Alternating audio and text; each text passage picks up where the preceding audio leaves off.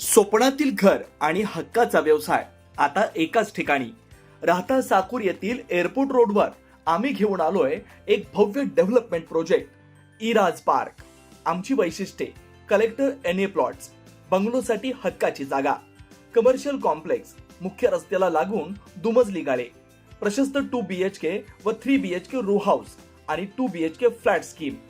तयार दर्जेदार पायाभूत सुविधा, 9 व 12 मीटरचे सिमेंट कॉन्क्रीट रस्ते, अंडरग्राउंड ड्रेनेज आणि वॉटर सप्लाय व स्ट्रीट लाईटनी सुसज्ज. Ready club house, open gym, मुलांसाठी प्ले एरिया आणि सुंदर गार्डन.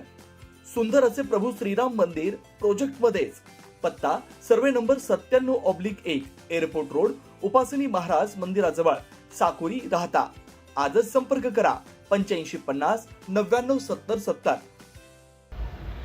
वीरभद्र यात्रेत विनयभंग झालेल्या मुलीच्या भावांनी व त्याच्या मित्रांनी विनयभंग केलेल्या तरुणांना जाब विचारण्याचा प्रयत्न केला. त्यांना मारहाण करणाऱ्या 4 आरोपींना पोलिसांनी शुक्रवारी रात्री जेरबंद केले.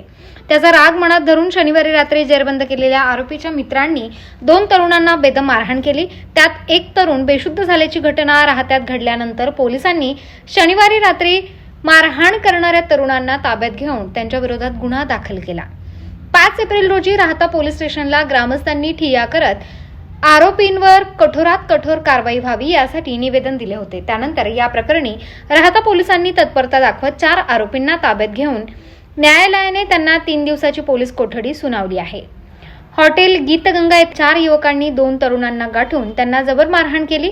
या मारहाणीचे कारण यात्रेतील वाद असल्याचे समोर आले आहे. आरोपीचा मुलगा जेलमध्ये गेल्याचा राग मनात धरून या तरुणावर हल्ला करण्यात आला होता.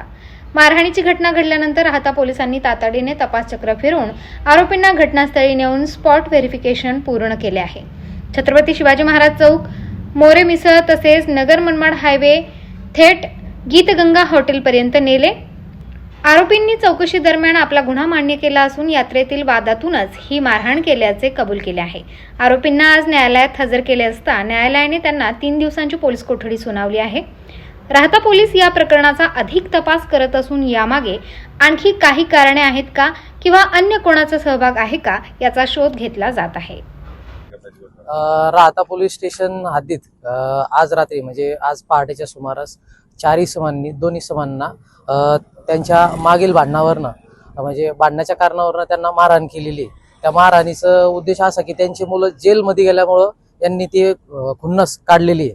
तर आपण त्या आरोपींना आज ताब्यात घेऊन म्हणजे पोलीस स्टेशनला गुन्हा दाखल केल्यानंतर त्यांना ताब्यात घेऊन आपण त्यांना स्पॉट व्हेरीफायसाठी आणलेलं होतं. तर स्पॉट व्हेरीफाय करताना त्यांनी आम्हाला स्पॉटवर आणून स्पॉट आम्ही त्यांच्या समक्ष व्हेरीफाय केलेला आहे आणि त्यांनी सुद्धा कबुली दिलेली आहे की आम्ही त्या 2 इसमांना मागील भांडणावरनं मारलेलं आहे.